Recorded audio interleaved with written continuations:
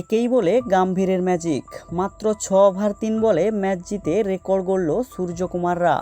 হ্যাঁ বন্ধুরা, শ্রীলঙ্কার বিরুদ্ধে দ্বিতীয় টি-20 ম্যাচে রেকর্ড গড়ল ভারতীয় দল।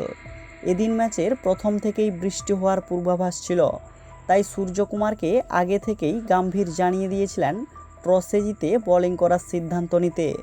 আর সেই মতো স্ট্র্যাটেজি ফলো করেন সূর্যকুমার।